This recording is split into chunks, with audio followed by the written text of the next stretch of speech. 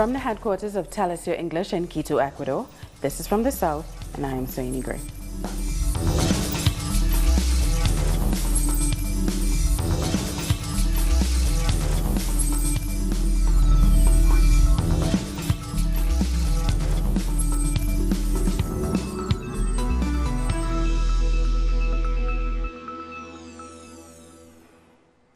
The Venezuelan government has begun the process of releasing prisoners facing trial for their part in opposition violence as part of its proposal for national reconciliation.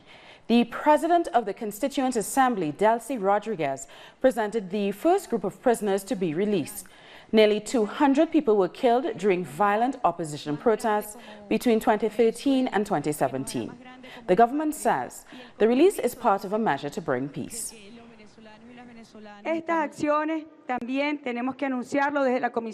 On behalf of the Truth and Justice Commission, we just say that these measures have been supported by the victims and the families of the victims, who have suffered in the depths of their souls. The pain caused by politically motivated violence, the victims are being taken care of, with compassion where it is due, paid by the state, but also with psychological and legal help, through a fund set up by President Maduro. El gobierno bolivariano de Venezuela. The Bolivarian government of Venezuela wants to inform our people and the world that today, Friday, June 1st, 2018, at midday, the process began of giving legal benefits to politicians involved in acts of violence against individual, public and private property, and who took part in actions against the law and the Constitution in the years 2002, 2013, 14, and 17. Y que participaron en acciones contra las leyes y la Constitución de la... Our correspondent in Venezuela, Esther Yanez, has more details. Today is a really important day for Venezuela. It's now official. This first group of people imprisoned for political violence against the Constitution has been granted legal benefits and will be released, just as the Minister of Communication, Jorge Rodriguez, announced yesterday. This happened this morning in Casa Amarilla, which is right here behind me in the heart of Caracas. This first group has been received by the Truth Commission.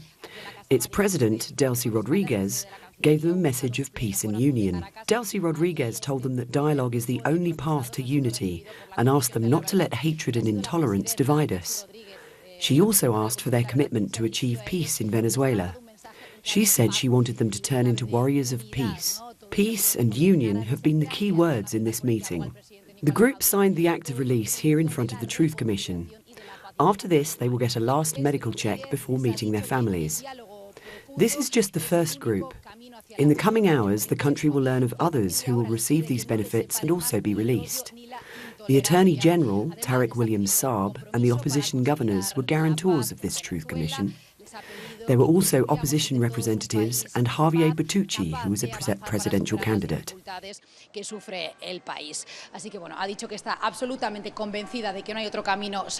thank Esther Yanez for that report. The 39 prisoners in this first group were either convicted or facing trial for crimes under Venezuelan law related to political violence and seditious plans conceived by the opposition between the years 2014 and 2018. The early release includes pardons and, in some cases, alternative forms of serving their sentences, such as release with an order to remain in the country or house arrest. They were accused of involvement in actions including large-scale arson and attacks where universities were ransacked or public offices and infrastructure destroyed, stringing wire across roads to decapitate motorcyclists or stoning and attacking pedestrians. Public, community and private journalists and media headquarters were attacked. People were attacked on suspicion of being Chavistas. Now, among those being released is Daniel Ceballos, the former mayor of San Cristobal in Táchira State and a member of the Popular Will Party. He was elected in 2013 and imprisoned not long after in 2014. Now, Ceballos was accused of helping lead violent unrest in San Cristobal in 2015. He was granted house arrest, but was later returned to prison after the Interior Ministry uncovered escape plans. Ceballos was also accused of leading a riot in Caracas. The Caracas detention center, known as Heliocide, violence carried out by supporters of the right wing led to over 43 deaths in 2014. In Colombia, a system of buying and selling votes has been uncovered in the city of Barranquilla. Attorney General Néstor Humberto Martinez announced that Barranquilla was one of the cities where irregularities were registered on May 27th during the last presidential election. En el sistema electoral, lo que acabamos de hacer en Barranquilla. What we have found in Barranquilla is a criminal organization that operates as a company for the purchase of votes. Colombia is going to be shocked when the details come out. We will not disclose them until the second round of the presidential election is held, so nobody can say we are trying to intervene in politics. Corrupción electoral nauseabunda. After public prosecutor Néstor Humberto Martinez reported evidence of electoral fraud, the campaign team of the left-wing candidate Gustavo Petro asked the Attorney General to make public the evidence before the second round of the presidential elections. He said the country has the fundamental right to know what happened.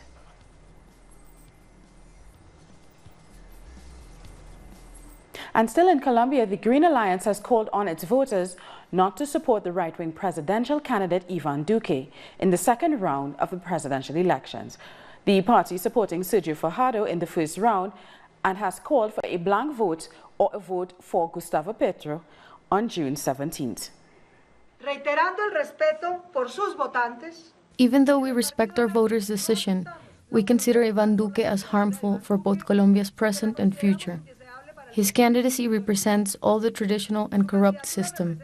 Supporting Duque is taking back Colombia to a past of violence that puts the peace process at risk. In Ecuador, members of the opposition voted in favor of a political trial against the foreign minister, Maria Fernanda Espinosa, for how badly she managed the crisis at the border with Colombia. Since January, many attacks, kidnappings and murders were carried out at the Colombian-Ecuadorian border. Members of the ruling Alianza País called the move a political persecution and supported her candidacy to head the General Assembly of the United Nations. This is a campaign to discredit Maria Fernanda Espinosa for personal ideological issues, and it is jeopardizing the whole country. We support her candidacy, and we invite all political sectors to put aside their personal agenda and prioritize what's best for Ecuador. In Barbados, Prime Minister Mia Mottley has announced she will be meeting with the International Monetary Fund next week. Barbados' central bank governor had always pointed to the country heading in this direction, given their economic crisis. Prime Minister Mottley also announced the country will pause payments due to external commercial creditors.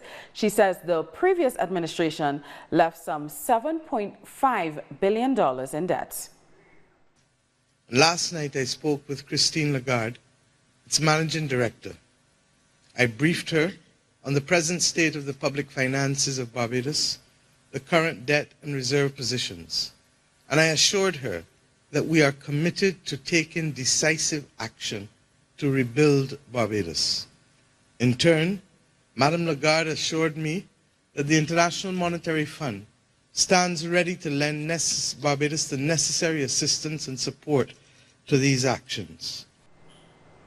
Earlier, Bishop Joseph Atherley resigned from the ruling Barbados Labour Party and has been sworn in as an independent leader of the opposition. Atherley had won the St. Michael West seat in the elections held on May 24th. His resignation was confirmed by Prime Minister Mia Mottley. In an interview, he said his resignation had nothing to do with not being appointed to the cabinet as a minister. This means the BLP no longer has all 30 seats in the parliament, and as opposition leader, he can appoint the 2 opposition senators.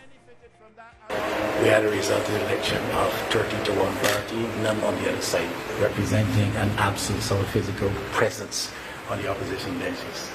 I want to constitute that physical presence on the opposition benches and to give critical support to the party in office and the government, to applaud them when they get it right, which I believe they will often, to put pertinent and pointed questions to them when necessary. They have to keep them on their toes. Time now for a very short break, but join us again after this look at what our multimedia colleagues are reporting.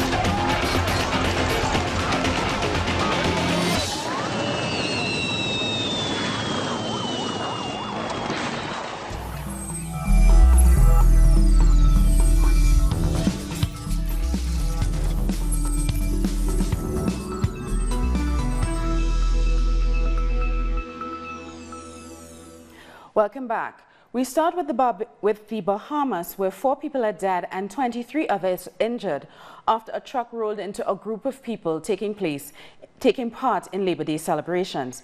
An investigation into the cause of the accident is underway, but eyewitnesses say the driver did not properly secure the truck before he disembarked. All 4 fatalities were women, 2 died at the scene, and the other 2 at hospital. Health Minister Dr. Dwayne Sands has expressed his thanks to the staff at the Princess Margaret Hospital who were on hand to help the victims. With the memory of last year's hurricane season still fresh in the minds of many in the Caribbean, the 2018 season starts today, June 1st. With the recent destructive passage of subtropical storm Alberto and the revelation that the death toll in Puerto Rico from Hurricane Maria may be closer to 5,000 than the official number 64, Caribbean disaster management experts are trying to get the region ready for the superstorms climate change is creating. Earlier, I spoke to Dr. Barbara Kirby, head of the Disaster Risk Reduction Center at the University of the West Indies in Jamaica. She told us that the lessons have been learned since last year and new policies are in place. There was a review done on the regional response mechanism, which is part of the entire CDEMA mechanism. And there were decisions made to improve some of the responses in terms of timeliness of response and so on. Just to note, though, that the 2007 framework was actually updated in 2014. And that update would have taken into account the projections for climate change and the projections for more intense hurricanes and increased flooding and so on. So yes, there have been revisions to the 2007 framework, taking into account the science behind climate change. Feminist organizations took to the streets of Santiago de Chile to march against the new government of President Sebastián Piñera.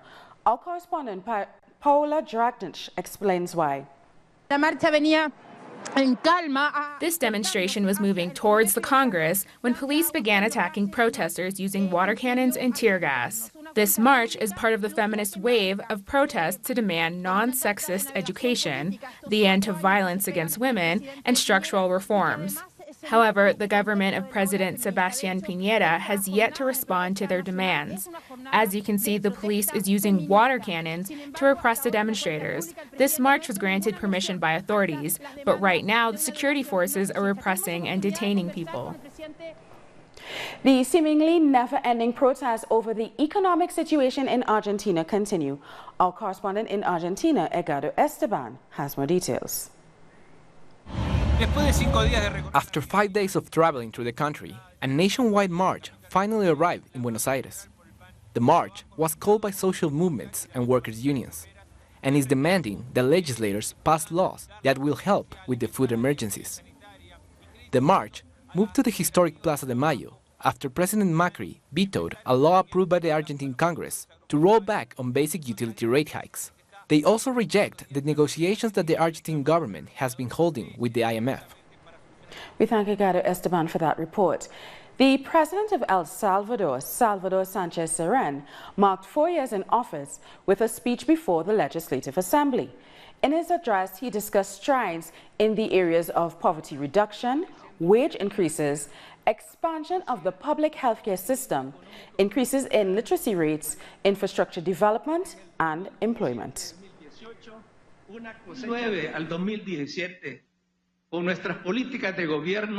From 2009 to 2017, with our government policies, we managed to reduce poverty by about 10 percentage points and extreme poverty by more than 6 points. During these 4 years, we spent about half of the budget on social investment for the strengthening of education, health, and social security.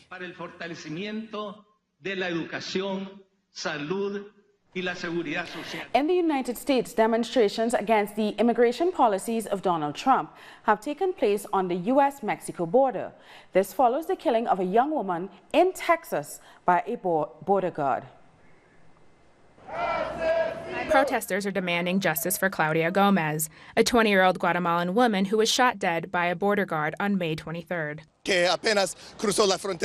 She was just crossing the border from Mexico into the United States when a Border Patrol agent shot her in the head and instantly killed her.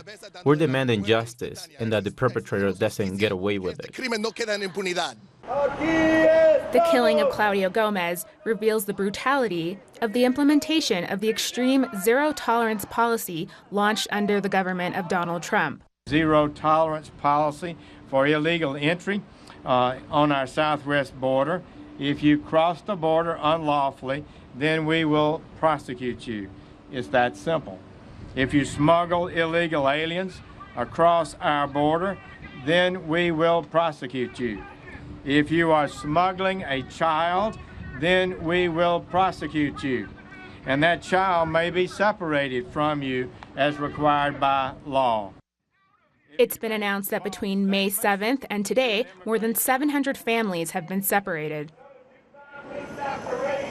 Separating children from their parents who are asylum seekers is unfathomable and the height of cruelty, because not only does it harm the parents, but it creates lasting, lifelong damage and lifelong problems for the children that will have to grow up and continue with their lives here or wherever they go. Demonstrations against the Trump administration's immigration policies have increased. This is after it became known that in the last 3 months of 2017, the Department of Health and Social Services lost track of 1,475 children who crossed the border from Mexico. They were put under the care of guardians. Experts say that the root of the problem is more systemic. This is a failing of Congress, Democrats and Republicans who have not developed a fair system. Our current president is hostile towards our community and is doing all he can to ensure potential immigrants return to their country of origin and don't try to stay in this country. Based immigration system. President Trump has said he will only sign an immigration law if it includes all of his priorities, including the construction of a border wall with Mexico and the elimination of all laws and agreements that prevent the immediate deportation of tens of thousands of immigrants.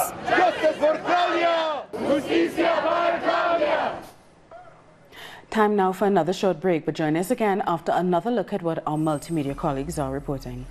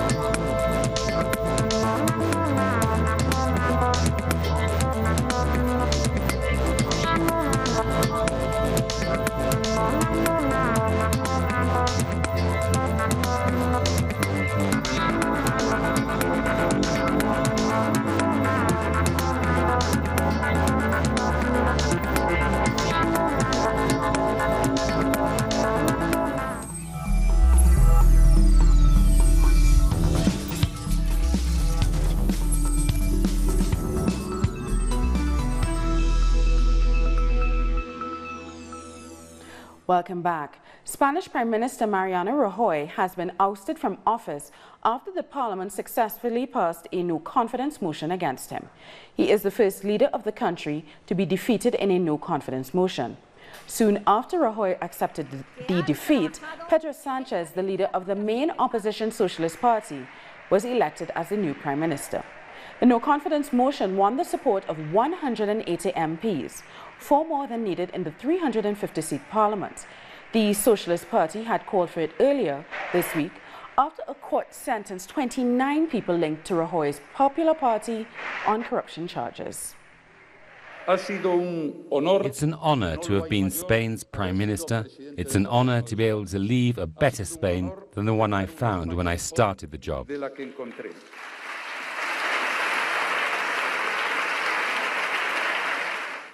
Thanks to all, and especially to my party. Without them, nothing would have been possible.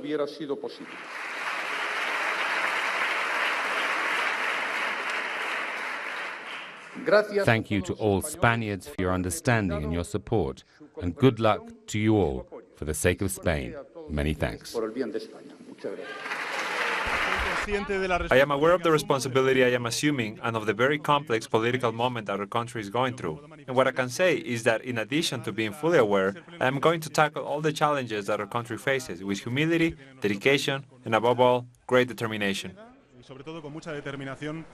U.S. President Donald Trump has confirmed that his meeting with North Korea's leader Kim Jong-un will go ahead as originally planned on June 12th in Singapore.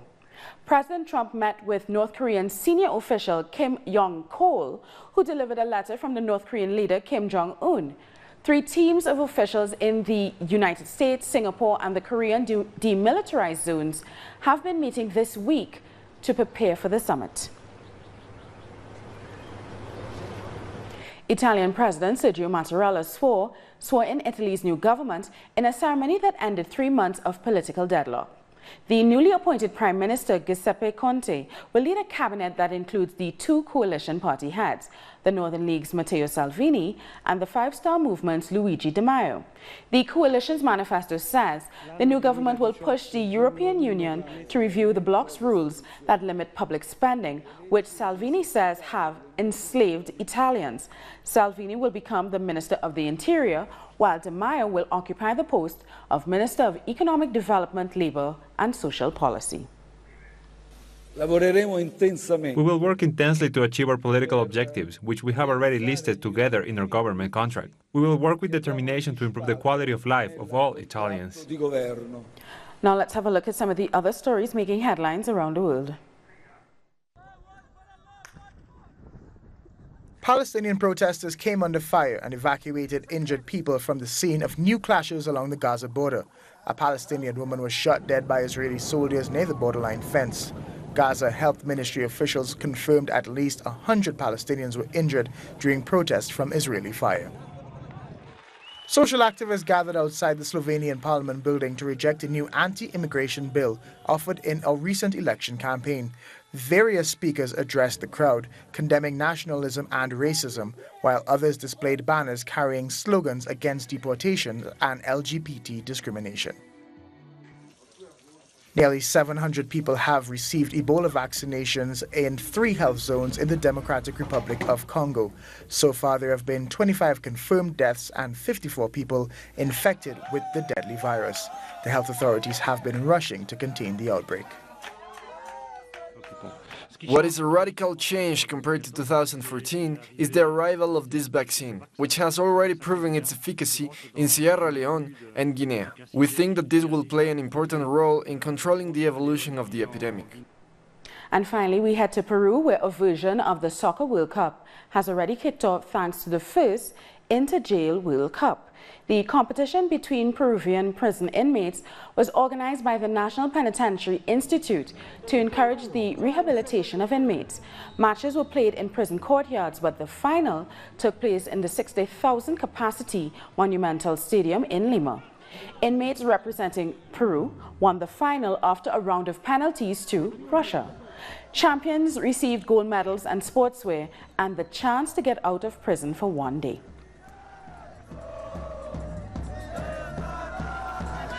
And we've come to the end of this news brief. For these and many other stories, you can find them on our website at talisiertv.net/English. And join us on social media, Facebook, Twitter, and Instagram. For Talisier English, I'm Sonia Gray. Thank you so much for watching.